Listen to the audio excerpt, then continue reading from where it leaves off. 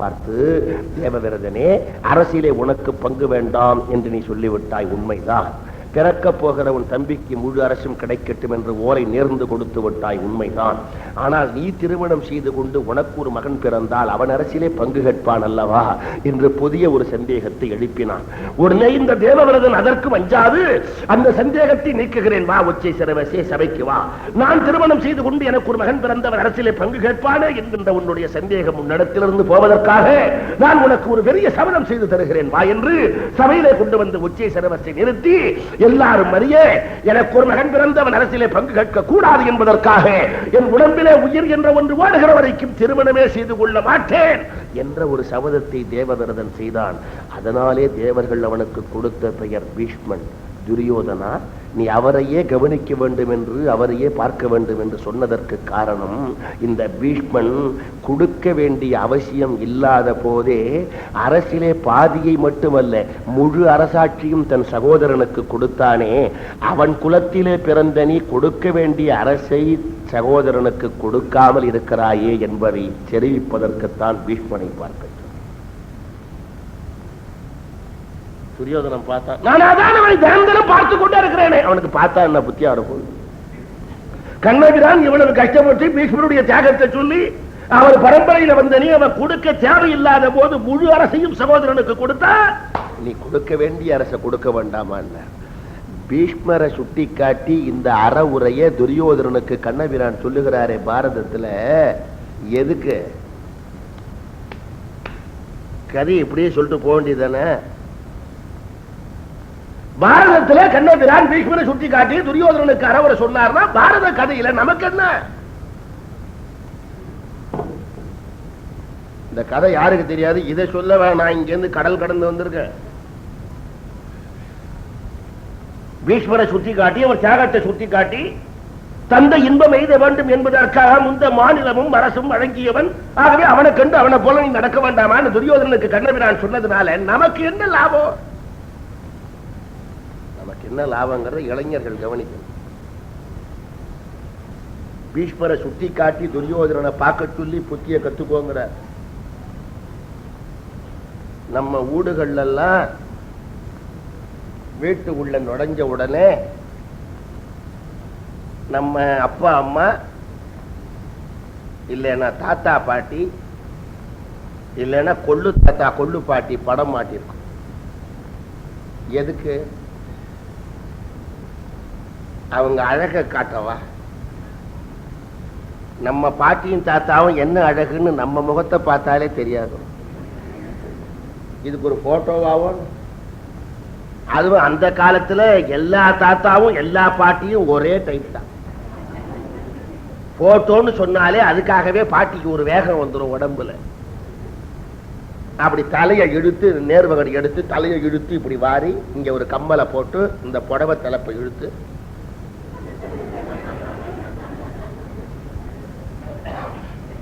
நம்ம தாத்தா ஒரு கட்டு குடுமி வச்சு ஒரு பெரிய மதுரை வீர மீசை வச்சு ஒரு பாக்கெட் கடிகாரம் ஒண்ணு தொங்க விட்டு கையில ஒரு கொடையை பிடிச்சுக்கிட்டு அவரு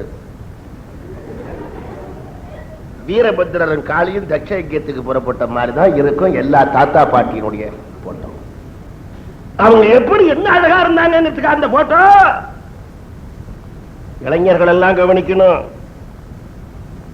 நாம மோட்டார் பைக்ல போய் அப்படி ஜம்முன இறங்கி வீட்டு வாசப்படி நுழைஞ்சு உள்ள போகும்போது நிமிர்ந்து அந்த தாத்தா பாட்டி படத்தை பார்த்தா இவங்க வயிற்றுக்கு வாய்க்கு ஒன்னும் சாப்பிடாம கொஞ்சம் கொஞ்சமா மிச்சம் பிடிச்சு வச்சதனுடைய விளைவல்லவா இன்று நம்முடைய சுகமான வாழ்க்கைன்னு தெரிஞ்சு அவங்கள வணங்குவதற்காகத்தான் அந்த போட்டோவை தவிர அவங்க அழக பார்க்கறதுக்கு அல்ல.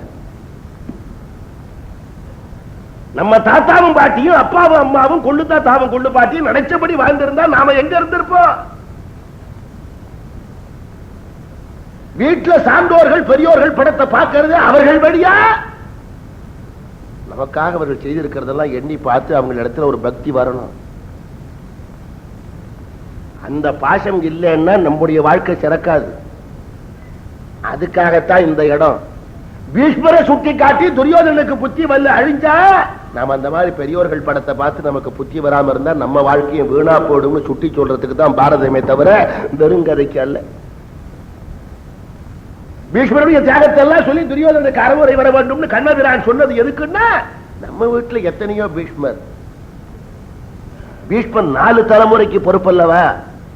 தன்னுடைய தந்தை சந்தனமன்னன் நல்லா வாழணும்னு தான் திருமணம் செய்யாம தனக்கு முந்தைய தலைமுறை, தன்னுடைய தலைமுறை, தனக்கு பிறகு விசித்திரவீரியன், அவனுக்கு பிறகு திருதராஷ்டிரன் பாண்டு, அதுக்கு பிறகு துரியோதனாதியர் பாண்டவர், 5 தலைமுறைக்கு பொறுப்பு.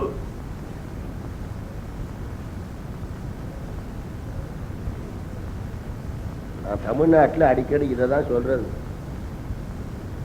இன்னைக்கு மலையாவில் வாழ்றவங்க சுகமா இருக்கலாம், நீங்க எல்லாம் முன்னால என்ன கஷ்டப்பட்டிருக்கணும். வேறு ஒரு நாட்டில் வந்து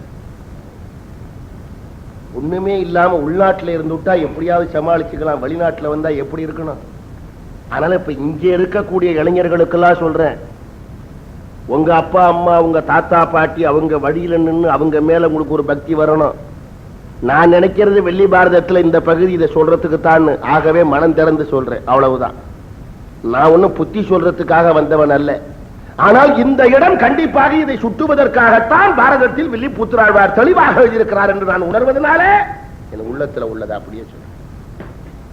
பீஷ்மரை சுட்டி காட்டி துரியோதனனுக்கு ஒரு அறவுரை சொல்லி அது வர வேண்டும் பார்த்தா அவனுக்கு வரல. அவன் தான் சொல்றான், நான் தான் தினம் தினம் அவரை பார்த்துக் கொண்டிருக்கிறேன். அப்படி இருக்கும்போது அவனுக்கு எங்க புத்தி வரப்போகுது? கண்ணபிரான் பார்த்தா, சரி என்றால் நீ இப்பொழுது பாண்டவர்களுக்குள்ள நாட்டை தரமாட்டாய், வேறு விஷயம் உண்டா? சரி, நீ மிகவும் கோபமாக இருக்கிறாய், நான் நாளைக்கு வருகிறேன். கண்ணபிரான் புறப்பட்ட. சபையில ஒரே அமைதி. விதுரர் பின்னாலேயே எழுந்து போனார். அரண்மனை வாசலுக்கு போற வரைக்கும் துரியோதனன் பார்த்துக்கிட்டே இருந்தான். விதுரர் போய் அரண்மனை வாசல்ல திரும்பினார். துரியோதனன் விதுரர் வந்தார். என்னுடைய தேசத்துக்கு தூதராக வந்தவனை இரவாக உன்னுடைய அரண்மனையை உன்னுடைய குடிசையில தங்க வைத்து எனக்கு எதிராகவும் பாண்டவர்களுக்கு சாதகமாகவும் என்ன சதித்திட்டம் தீட்டினாய் சொல். விதுரர் மேல ரொம்ப கோபம் துரியோதனனுக்கு. என்னுடைய தேசத்துக்கு தூதராக வந்தவனை உன்னுடைய குடிசையில தங்க வைத்து எனக்கு எதிராகவும் பாண்டவர்களுக்கு சார்பாகவும் இரவோடு இரவாக என்ன சதித்திட்டம் தீட்டினாய் சொல்.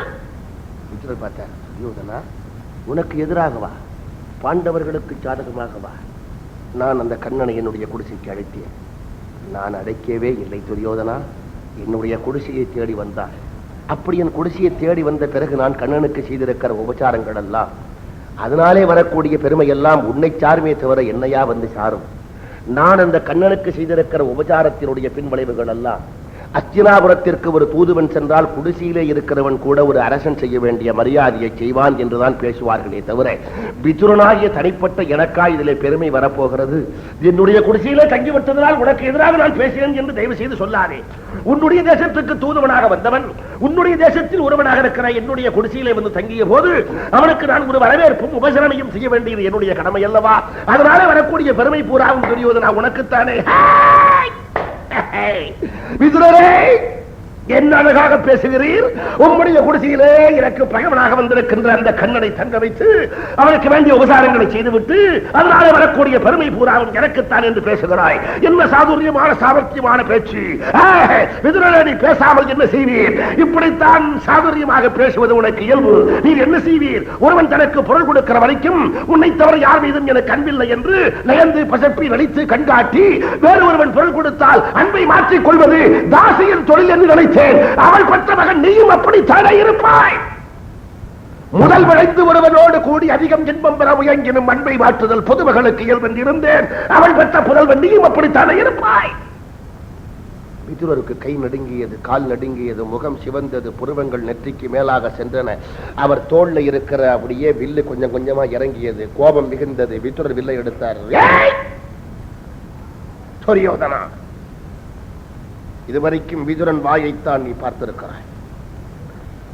உன்னுடைய கணக்குப்படி தேவையில்லாத போது அடிக்கடி நீதி பேசுகிற வாயை படைத்திருக்கிற விதுரன் என்றுதான் நீ பார்த்திருக்கிறாய். இதோ இந்த வில்லை பார். சிவதனுசு விஷ்ணு தனுசு என்று பெருமை பெற்றிருக்கின்ற 2 வில்லுக்கும் மேலான வில். ஜமதக்னி முனிவரிடத்தில் இருந்து எனக்கு கிடைத்திருக்கிற வில். இந்த வில்லை பயன்படுத்தி பாரத போர்க்களத்தில் உனக்கு வெற்றி தேடி தர வேண்டும் என்பதற்காகத்தான் இந்த வில்லை நான் இதுவரைக்கும் சுமந்திருந்தேன். ஆனால் இந்த சபையிலே நீ என்னுடைய பிறவியை பற்றி விரிவாக பேசிவிட்ட பிறகு சொல் இரண்டு புகழேன். போர்க்களத்தில் இனிமேல் உனக்காக வில்லறேன் பா என்று வித்துரர் வில்ல முறிச்சு தூக்கியது.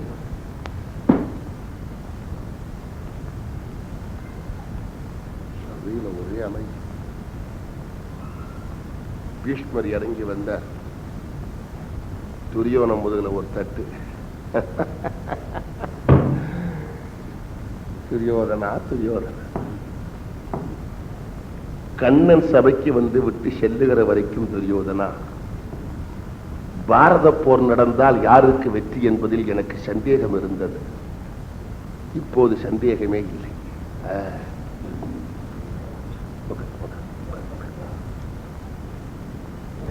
கண்ணபிரான் சபைக்கு வந்து விட்டு போகின்ற வரைக்கும் யாருக்கு பாரத போரிலே வெற்றி என்று எனக்கு சந்தேகமாக இருந்தது.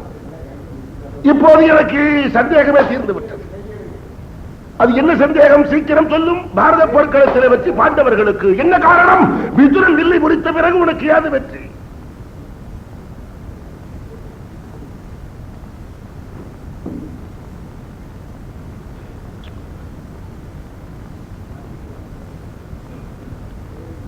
விதுரன் வில்லை முடித்த பிறகு உனக்கு ஏது வெற்றி? விதுரன மாதிரி வில்லாற்றல்ல வல்லவர்கள் யாரும் இல்லை. விதுரன் நீதி பேசுகிறவன் மட்டுமல்ல. அடே அப்பா, இந்த விதுரன் வில்ல முடிச்ச உடனே சபையில இருக்கிற அரசர்கள் எல்லாம் விதுரனுடைய வில் வீரத்தை பாராட்டுறாங்க. பாருங்க, எந்த வில்லி, ரொம்ப ரசமான வரி, எந்த வில்லி எதிர் நிற்கும் வில்லி என்று காவலர் இறங்கினார். இந்த விதுரன் வில்ல புடிச்சுக்கிட்டு போய் நின்னான்னா எதிர வில்ல புடிச்சுக்கிட்டு எவன்டா வந்து நிப்பான்னு எல்லாம் பயப்படுவானா. பேர்பட்ட விதுரன் இப்படி வில்ல முடிச்சு விட்டானேன்னு காவலர்கள் வருத்தப்பட்டார்களா அரசர்கள். எந்த வில்லி, இப்ப வில்ல கையில வச்சிருக்கிற என்ன பேரு? வில்லி. வில்ல கையில வச்சிருக்கிறவனுக்கு பேரு வில்லி. இவர் போய் அப்படி வில்லை எடுத்துக்கிட்டு நின்னா எதிர வில்லை எடுத்துக்கிட்டு வர்றவன் எவனுமே கிடையாதான். எந்த வில்லி எதிர் நிற்கும் வில்லி. இவர் வில்லை எடுத்துக்கிட்டு போய் நின்னா எதிர வில்லை எடுத்துக்கிட்டு நிற்க போறவன் யாரு? எந்த வில்லி எதிர் நிற்கும் வில்லி என்று காவலர் இறங்கினார். இங்க வில்லின்னா வில்ல பிடிச்சிருக்கிறவன் யாரு? விதுரர். எந்த வில்லி எதிர் நிற்கும் வில்லி. இது விதுரருக்கு வில்லிபுத்திராழ்வார் போட்ட வரி. ஆனா இது வில்லிபுத்திராழ்வாருக்கே பொருத்தம். இவ்வளவு நாள் நீங்க பாரதம் கேட்டீங்களே, வில்லிபுத்திராழ்வார் மாதிரி பாரதம் கேட்டீங்களா? இன்னுமே யாராவது ஒருத்தன் கையில பேனாவையும் பேப்பரையும் எடுத்துக்கிட்டு நான் வில்லிபுத்திராழ்வார் மாதிரி பாரதம் எழுதுவேன்னு வந்து நின்னா நடக்குமா? எந்த வில்லி எதிர் நிற்கும் வில்லி. இந்த பாரதத்தை வில்லிபுத்திராழ்வார் எழுதிட்டு அப்புறமா வேற எவன்டா எழுத போறான்னு அர்த்தம். எந்த வில்லி எதிர் நிற்கும் வில்லி என்று காவலர் இறங்கி. விதுரர் கையில இருந்த வில்லு ஜமதக்னி முனிவன் கிட்டேந்து வந்தது. இந்த வில்லு வந்த வரலாறுலாம் தெரிஞ்சுக்கணும். ராமர் முறிச்ச சிவதனுசு தட்ச யஜ்யத்துல சிவபெருமான் மேருமலையை வில்லாவணி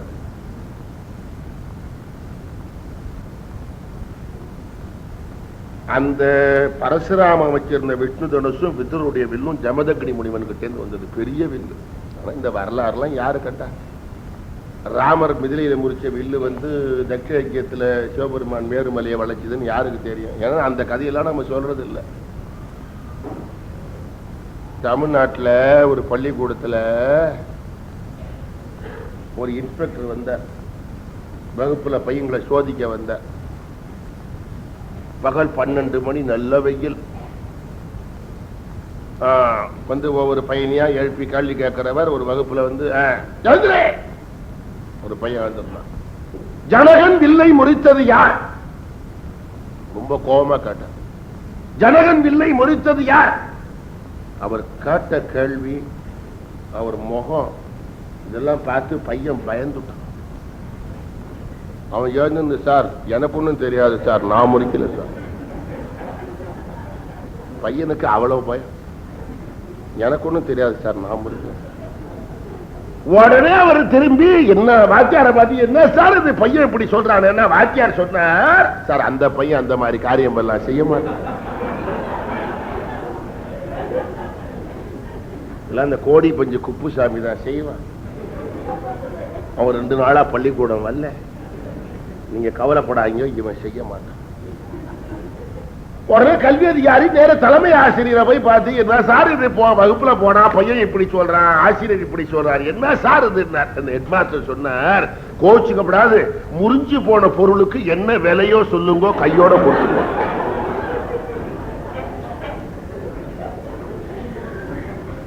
கல்வி அதிகாரி பார்த்தார், வேற வழி இல்லை, நேர புறப்பட்டு கல்வி மந்திரியை பார்க்க போட்டார். மந்திரி கிட்ட போய் நடந்ததை சொல்ல அவருக்கு ரொம்ப கோபம்.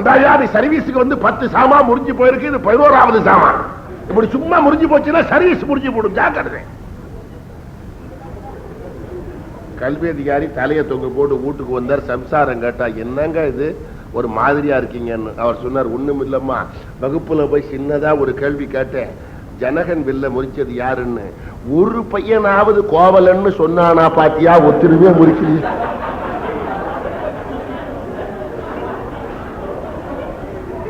அவர் சம்சாரம் சொன்னா, என்ன இப்படி உணர்றீங்க, ஜனகன் வில்ல முடிச்சது கோவலனாவது, இனிமே உணராதீங்க, தர்மர் முறிக்கலையோன்னு கேட்டா அவர்.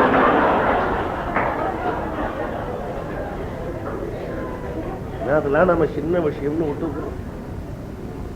சரி, இப்ப விதுரன் வில்ல முறிச்சு விட்டார். இங்க ஒரு பெரிய ஆராய்ச்சி, எதுக்காக வில்ல முறிச்சார்? பல பேருக்கு முன்னால நீ பொதுமகனுக்கு புதல்வன் சொன்னா, அதனால வில்ல முறிச்சார். ஆனால் விதுரனை பார்த்து துரியோதனன் பொதுமகளுக்கு புதல்வன் என்று சொன்னது இது அல்ல முதல் முறை, இதற்கு முன்னால் 2 முறை சொல்லி இருக்கிறான். பெரிய ஆராய்ச்சி. யாரை பார்த்து நாம பொதுமகளுக்கு புதல்வனாக இருந்தாலும் பொதுமகளுக்கு புதல்வன் பேசப்படாது, அதெல்லாம் மரியாதை இல்லை, மனிதாபிமானம் இல்லை. அப்படியே பொதுமகளுக்கு ஒரு குழந்தை பிறந்ததுன்னா அந்த குழந்தை என்ன பண்ணும் பாவம்? பிறப்பது நம்ம கையிலயா இருக்கு, அந்த குழந்தை என்ன பண்ணும் பாவம்? அதனால அப்படிலாம் பேசப்படாது, மனிதாபிமானம் இல்லை. அழிகிறவன் தான் அப்படி பேசுவான், துரியோதனன் பேசினா போறான். ஆனா ஒருத்தரை பார்த்து பொதுமகளுக்கு புதல்வன்னா அவன் எடுத்த உடனே கோபம் வரும். ஆனா விதுரருக்கு முதல் முறையும் கோபம் அல்ல, 2வது முறையும் கோபம் அல்ல, 3வது முறை வில்ல முறிக்கிற அளவுக்கு கோபம் வர வேண்டிய அவசியம் என்ன? முதல்ல எங்க பேசினா, இந்த மண்டபம் கட்டி சூதாட வர வேண்டும்னு பாண்டவர்களுக்கு ஓலை அனுப்புகிற நேரத்துல இந்த ஓலையை கொண்டு போய் கொடுன்னு சொல்லும் போது இதுல இவனுடைய வஞ்சனை குறிப்பு இருப்பதை தெரிந்து கொண்டு, இப்படி பாண்டவர்களை அழிக்காதுன்னு அவர் சொன்ன காலத்துல ஒரு முறை சொன்னா, நீ பொதுமகளுக்கு புதல்வன். அப்போ அவருக்கு கோபம் வரல. 2வதா இந்த சூதாடுகிற நேரத்துல தருமர் நாட்டை வைக்க போறார். வஞ்சனையினால இவன் ஆடிக்கொண்டே இருக்கிற அந்த சகுனி வந்து வெல்ல போகிறான்னு தெரிஞ்சு, இப்படி 2 அரசர்கள் ஒருவருக்கு ஒருவர் தேச மாற்றம் செய்து கொள்ளலாமாங்கிற எண்ணத்துல, ஐயோகோ இதை யாதன சொல்வேன், அரசரானவர் செய்குவது ஒன்றா மையதாகவே மண்டலத்து ஆட்சி மேலும் சூதினில் வெல்லும் கருத்தான். அவர் அப்படியே புலம்பின போது ஒருதரா, நன்றி கட்ட விதுரா, சிறிதும் நாணமற்ற விதுரா, தின்ற உப்பினைக்கே நாசம் தேடுகின்ற விதுரா, மஞ்சில் உன்னை வைத்தான் என்னை மதிய என்ன சொல்வேன் அப்படின்னு சொல்லும் போது, நீ பொதுமகளுக்கு புதல்வன். அப்பவும் கோபம் வரல. 2 நேரமும் இவர் அறவுரை சொன்னாரே தவிர கோபம் வரல. அப்படி இருவருக்கு 3ஆம் தரம் கோபம் வர வேண்டிய அவசியம் என்ன? என்ன காரணம்? இந்த மாதிரி வார்த்தையெல்லாம் முதல் தரம் கேட்கும் போதே கோபம் வந்துடணும். முதல் தரமும் இல்ல, 2ஆம் தரமும் இல்லைன்னா 3ஆம் தரம் வர வேண்டிய அவசியம் இல்லையே. கொஞ்சம் ஆழமா சிந்திக்க. கோயில் கோயில்னு சொல்றோமே, கோயிலுக்கு மதில் கட்டி விமானம் கட்டி சுவாமியை வச்சு ஸ்தாபனம் பண்ணி கும்பாபிஷேகம் பண்ணி அங்க போய் கும்பிட்டாதான் கோயில்னு அர்த்தம் பண்ணிக்க கூடாது. தெய்வ சம்பந்தமான பேச்சுகள் நடக்கிற எல்லாமே கோயில் தான்.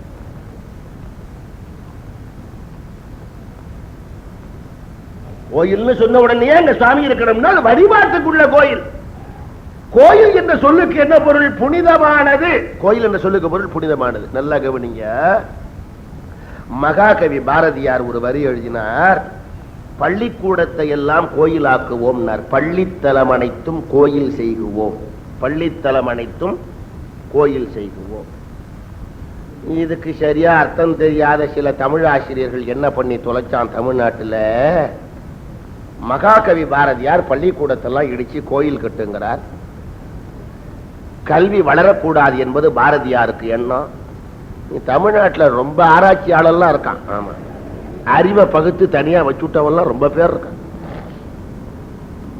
மகாகவி பாரதியார் தான் கல்வியினுடைய பெருமையை சொல்லும் போது பள்ளிக்கூடம் இல்லாத ஊரை நெருப்பு வச்சு கொடுத்து எழுதினார். தேடு கல்வி இல்லாததோர் ஊரை தீயனுக்கு இரையாக மடுத்தல் கேடு தீர்க்கும் அமுதம் பாரதியார் எழுதியிருக்கார். பள்ளிக்கூடாத இல்லாத ஊரை நெருப்பு வச்சு கொடுத்து எழுதினவர் பள்ளிக்கூடத்தை அடிச்சு விட்டு கோயில் கட்டினா சொல்லுவார். பள்ளிக்கூடம்னா அதை கோயில் மாதிரி நடத்து, புனிதமா இருக்கணும், ஒழுக்கம் நேர்மை நல்வாழ்வு இவற்றை தரக்கூடிய இடமா இருக்கணும். ஆகவே பள்ளித்தலம் அனைத்தும் கோயில் செய்வோம். கோயில் என்ற சொல்லுக்கு என்ன பொருள்? புனிதமான இடம். இப்ப கோயில்ல நாம ஓரளவுக்கு மரியாதையா நடந்துக்குவோம். வெளியில எப்படி இருந்தாலும் கோயில்னு சொன்னா அதுக்கு ஒரு மரியாதை இருக்கு இல்லையா? வெளியில நாம எப்படி நடந்தாலும் கூட கோயில் அப்படின்னு சொல்லிவிட்டா நம்மையும் அறியாம ஒரு பயம். பாருங்க, கோயில் என்றால் சாமி இருக்கிற இடம் மட்டும் இல்ல. நம்ம வீட்டிலேயே ஏதோ ஒரு பெரியவர் வாழ்ந்தவர் தவறி போட்டார்னு வைங்க, அவருடைய திருவுருவ படத்தை தூக்கி ஒரு அறையில வச்சு மாலை போட்டிருக்கோம், ஒரு விளக்கேற்றி வச்சிருக்கோம். அந்த அறைக்குள்ள போற போது நம்மையும் அறியாம ஒரு பணிவு நமக்கு ஏற்படுகிறதா இல்லையா? மற்ற இடங்கள்ல வீடுகள்ல நாம சுத்தும் போதோ அல்லது மற்றவங்க இடத்துல பேசுகிற போதோ வீட்டுக்குள்ள பழகிற பழக்க முறை வேற. அந்த இடத்துக்கு போற போது ஒரு பணிவா போய் வணங்குகிறோம். அப்ப அங்க என்ன சுவாமியா இருக்கு? இறந்து போனார் ஒரு பெரியவர், அவர் தெய்வமாயிட்டார், ஒரு படத்தை வச்சிருக்கோம், ஒரு பணிவு ஏற்படுகிறது. கோயில் என்றாலே அங்கே நடந்து கொள்வதற்கு ஒரு பணிவு தேவை அல்லவா? இதை யாரா இருந்தாலும் உணர்ந்து ஆகணும். விதுரர் என்ன பண்ணார்? துரியோதனம் முதல் தரம் தன்னை பொதுமக்களுக்கு புதல்வன்னு பேசின அரண்மனை அப்ப கண்ணபிரான் அங்க கிடையாது. இரண்டாவது முறையாக சூது வைத்து ஆடுகிற காலத்திலே ஒரு முறை பேசினானே, அப்பவும் கண்ணபிரான் அங்க கிடையாது. இப்ப கண்ணபிரானுடைய திருவடி அரண்மனையில பட்டுட்டது. அவர் திருவடிப்பட்ட நேரத்தில் இருந்து இது கோயில், கோயிலில் புனிதமாக நடந்து கொள்ள வேண்டும். புனிதமான இடத்திலும் தன்னை இவன் உணர்ந்து கொள்ளாததால் இனி இவனுக்காக போர் செய்யக்கூடாது என்று விதுரர் வில்லை முறித்து விட்டார். முதல் 2 முறை அவர் சொல்லும் போது அது பாழ்பட்ட அரண்மனை. அங்கவன் தன்னை சொல்லும் போது இவர் அவனை கௌரவமாக மன்னித்தார். தகுதியான ஒரு இடத்தில் நடந்து கொள்ள வேண்டிய முறைப்படி இவன் நடக்கவில்லை, இவனுக்காக போர்க்களத்தில் சாகக்கூடாது என்கிற முடிவை கொண்டுட்டார். துரியோதன அழிவு இந்த இடத்துல இருந்து ஆரம்பம். இந்த இடத்துல விதுரனை பார்த்து பேசின பேச்சில. அதனாலதான் என்ன அழகு, என்ன அழகு. இப்ப பாருங்க, துரியோதன பாண்டவர்களை கண்டு அவங்க மாதிரி தனக்கு ராஜசூய யாகம் நடத்தி சக்கரவர்த்தி பட்டமும் பெருமையும் வரணும்னு அவங்களை கண்டு பொறாமப்பட்டான். முதல்ல அவன் உள்ளத்தில் ஏற்பட்டது பொறாமை. பொறாமை ஏற்பட்ட கையோட அந்த மாதிரி தான் ஒரு மண்டபம் கட்டி அவங்க செல்வத்தை எல்லாம் பெற வேண்டும்னு ஒரு ஆசை ஏற்பட்டது. பொறாமை அடுத்து வந்தது ஆசை. அந்த ஆசையை நிறைவேற்றிக் கொள்வதற்கு பாண்டவர்களை போய் அழைத்து கொண்டு வான்னு ஓலை கொடுத்த போதும், அவங்க வந்து சூதாடுகிற போது விதுரன் தடுத்த போதும் மகா கோபம் அவனுக்கு ஏற்பட்டது. அது கோபம். அந்த கோபத்துக்கு பின்னாடி என்ன பேசுறோம்னு தெரியாம விதுரரை அவ்வளவு பெரிய நீதிமான வாயில வரக்கூடாத சொற்கள் எல்லாம் சொல்லி பேசினான். அது கடுஞ்சொல். இந்த 4 நாள் தானே வழிஞ்சா, நல்லா கவனிங்க. பொறாமை, ஆசை, கோபம், கடுஞ்சொல். 4க்கு கொஞ்சம் தெளிவான தமிழ் வார்த்தையை போட்டு பாருங்க. பொறாமை, அழுக்கார், ஆசை, அவா, கோபம், வெகுளி, கடுஞ்சொல், இன்னாச்சொல். 4 வந்தா ஒத்த அழிவான். இந்த 4 இல்லாம பார்த்துக்கிட்டாலே தர்மம்.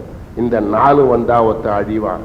இதெல்லாம் திருவள்ளுவர் சொன்னார். அழுக்காறு, அவா, வெகுளி, இன்னாச்சொல் 4ம் எழுக்கா என்றது அறம். முடிச்சுட்டார். துரியோதன வாழ்க்கை இந்த ஒரு திருக்குறளுக்குள்ள அடக்கம். இந்த ஒரே திருக்குறளுக்குள்ள அடக்கம் துரியோதன வாழ்க்கை. அழுக்காறு, பொறாமை, அவா, ஆசை, வெகுளி, கோபம், இன்னாச்சொல் கிடைச்சது. அதனாலயே அழிச்சா. பாண்டவர்கள் அடிக்க வரல. எல்லாரும் கொஞ்சம் கவனிக்கணும். இப்ப கொஞ்சம் நம்ம பாரதத்துக்கு உள்ள பெருமை, அதாவது மகாபாரதத்துக்கு உள்ள பெருமை, தமிழ் மொழி பாரதத்துக்கு உள்ள பெருமையை கொஞ்சம் தெரிஞ்சுக்கணும்னா கொஞ்சம் அப்படி ஏத்தன்ஸுக்கு போயிட்டு லண்டனுக்கு போயிட்டு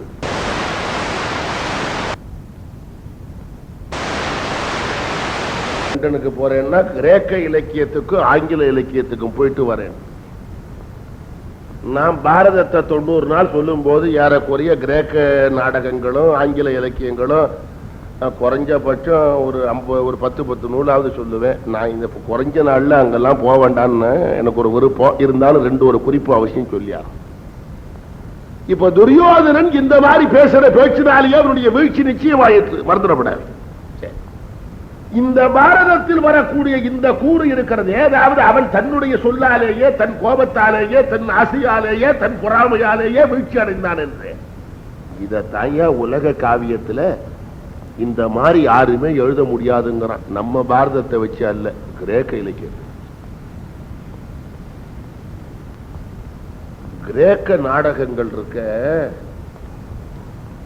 அது 2 நாடகங்கள் உங்களுக்கு தெரியும். துன்பியல் நாடகம் டிராஜடிஸ், இன்பியல் நாடகம் காமெடிஸ். டிராஜடி நாடகம்னா டிராஜடின்னா என்னன்னே தெரிஞ்சுக்கணும். நம்ம தமிழ்நாட்டில் டிராஜடின்னா வேற. டிராஜடி சினிமா எடுக்கிறான், டிராமா எடுக்கிறான், கதை எழுதுறான், நாவல் எழுதுறான்னா டிராஜடி நம்ம நாட்டில் ஓடாது. ஏன்னா நம்ம நாட்டில் டிராஜடின்னா கதாநாயகனோ கதாநாயகியோ செத்தாதான் டிராஜடி. தமிழ்நாட்டில் அது ஓடாது. ஏன்? கதாநாயகனோ கதாநாயகியோ சாகிறத இவன் ஒத்துக்க மாட்டான். அவங்க 2 பேரையும் கல்யாணம் பண்ணி வீட்டுல கொண்டு விட்டாதான் இவன் தியேட்டர்ல இருந்து வெளியே போ.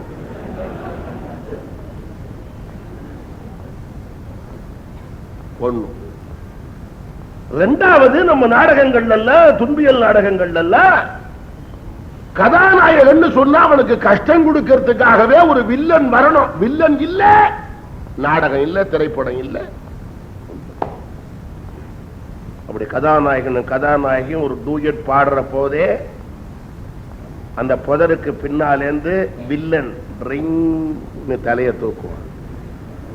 அப்பவே இவன் நிமிந்து உட்கார்ந்துக்குவான். மேப்படியா வந்துட்டான். அந்த வில்லன் அப்படி வந்து ஒரு நாளைக்கு ராத்திரி ஹோஸ் பைப்பை புடிச்சுக்கிட்டு மாடி மேல ஏறி கதாநாயகி அப்படியே ஒரு டான்ஸ் ஆடும் போது அவளை அப்படியே தூக்கி ஒரு குதிரை மேல வச்சுக்கிட்டு அவன் போவான். உடனே நம்ம கதாநாயகன் கையில ஒரு கத்தி எடுத்துக்கிட்டு அப்படி ஒரு ஆலமரத்தை உழுத பிடிச்சி திடீர்னு அந்த வில்லன் அவன் கூட இருக்கிற 200 பேர் மத்தியில போய் விழுந்து சும்மா டிடிங் டிடிங் டிடிங் டிடிங் 200 பேரும் கீழே விழுந்துருவான். உடனே இவன் என்ன இருந்தாலும் நம்ம வாத்தியார் வாத்தியார் தாட்டா.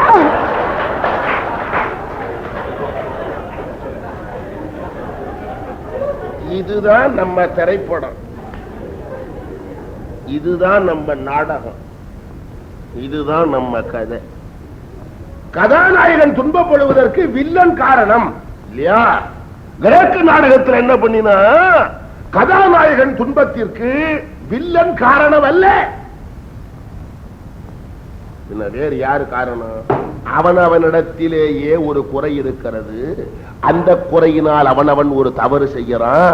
தவறினுடைய பின்விளைவுகளினாலே மிகுந்த துன்பப்படுகிறான். அதுதான் அவனுடைய வீழ்ச்சிக்கு காரணம். இதுக்கு கிரேக்க நாடகத்தில் என்ன பேரு வச்சான்? அவங்கிட்ட இருக்கிற குறைய சொல்றதுக்கு ஒரு பேரு ஹமார்ஷியா. HAMARTIA. ஹமார்ஷியா. அவங்கிட்ட ஒரு குறை இருக்கு. அந்த குறையினால ஒரு தவறு செய்யறான், வீழ்ச்சி அடைகிறான். அவன் சாதாரணமான ஆளா இருந்து வீழ்ச்சி அடைஞ்சான்னா அதை பத்தி கவலை இல்லை. பெரிய ஆளு ஊழ்ந்துட்டான்னா சரித்திரமா இல்லையா? அது நம்முடைய உள்ளத்துல ஒரு பயத்தை உண்டாக்க வேண்டும், அதே நேரத்தில் ஒரு அனுதாபத்தை உண்டாக்க வேண்டும், அச்சத்தையும் அனுதாபத்தையும் உண்டாக்க வேண்டும். அதுக்கு என்ன பேருன்னா கத்தாரசிஸ். கத்தாரசிஸ் பிட்டி அண்ட் ஃபியர். இவ்வளவு பெரிய ஆளு கீழே விழுந்துட்டானே என்று ஒரு பிட்டி, ஒரு பரிதாபம். இவனே கீழே விழுந்துட்டானே நாம என்ன ஆவோமோ என்ற ஒரு அச்சம், ஃபியர், ரெண்டையும் ஏற்படுத்த வேண்டும் நாடகம். பிட்டி அண்ட் ஃபியர். அதுக்கு கத்தார்சிஸ் இருக்கு. அவன் சாதாரணமாக கீழே விழுந்தான்னா, சாதாரண ஆளுன்னா ஒண்ணும் இல்லை, ஒரு சம்பவமோ விசித்திரமா இருக்கணும். அந்த ஆளும் பெரிய ஆளா இருக்கணும், அப்பதான் வரலாறு இல்லையே. கீரன் காரில் ஏறினான். என்ன இருக்குதுல? கீரன் காரில் ஏறினான். இதுல என்ன இருக்கு? ஒண்ணும் இல்லை. கார் கீரன் மேல் ஏறியது. நாளை காலைல பத்திரிகையில போட்டுருவானே, கீரன் கார்ல ஏறினான்னா ஒண்ணும் இல்லை. ஆமா, கார் கீரன் மேல் ஏறியதுன்னா ஒண்ணு சம்பவ விசித்திரமா இருக்கணும், இல்லைன்னா வீழ்ச்சி அடைஞ்சவன் பெரியவனா இருக்கணும். இதான் கட்டியா புடிச்சுக்கிட்டான். யாரு? ஷேக்ஸ்பியர். அவன் இந்த ஹமார்ஷியாவை என்ன பண்ணினா, அவன் என்ன பேர் கொடுத்தான்? ஒவ்வொருத்தங்கிட்ட இருக்கிற குறைக்கு பேரு அவன் ஹமார்ஷியான்னு கொடுக்கல. அவன் கொடுத்த பேரு டிராஜிக் பிளாப். Tragic flap. அவனுடைய நாடகத்துல ஒன்னே